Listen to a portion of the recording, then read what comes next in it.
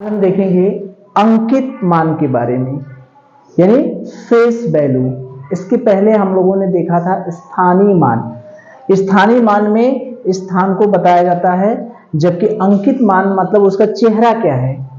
तो दो का फेस वैल्यू यानी अंकित मान दो ही होगा। जो अंक है उसका अंकित मान वही अंक होगा।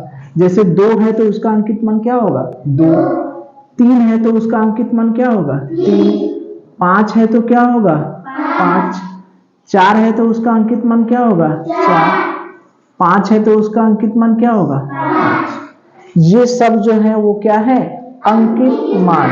जबकि स्थानीय मान में क्या था, जस्ट ये सब जो है ये सभी क्या है अंकित मान।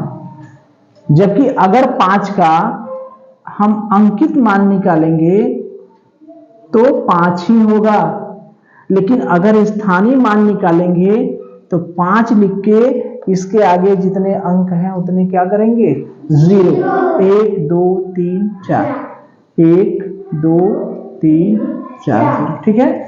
तो अंकित मान सबका वही रहता है। 1 का अंकित मान क्या होगा 1, 2 का 2, 3 का 3, 4 का 4, 5 का 5, 6 का 6, 7 का 7, 8 का 8, 9 का 9 और 0 का 0। ये तो अंकित मान हो गया, ठीक है। स्थानीय मान 0 और अंकित मान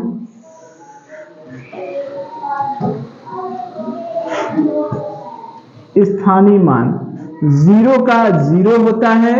स्थानीय मान 0 कहीं भी रहेगा उसका भी स्थानीय मान 0 होगा, ठीक है। जैसे 5 0 7, इसमें 0 का स्थानीय मान क्या होगा 0।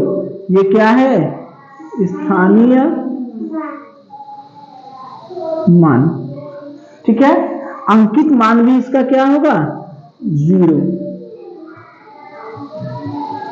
तो याद रखिएगा 0 कहीं भी रहेगा उसका अंकित मान 0 होगा।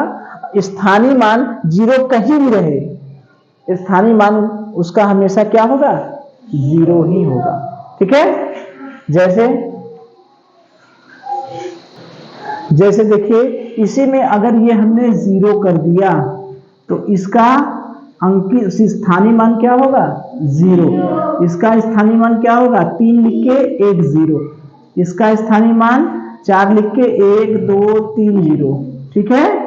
तो 0 का स्थानीय मान हर जगह 0 ही होगा, ठीक है। याद रखिएगा 0 का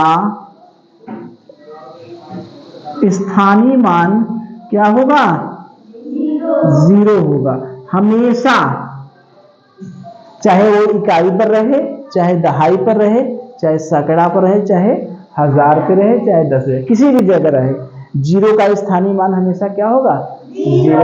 अंकित मान के लिए हमने देख लिया 1 का 1, 2 का 2, 3 का 3, 4 का 4, 5 का 5, 6 का 6, 7 का 7, 8 का 8, 9 का 9, 0 का 0, ठीक है। चलिए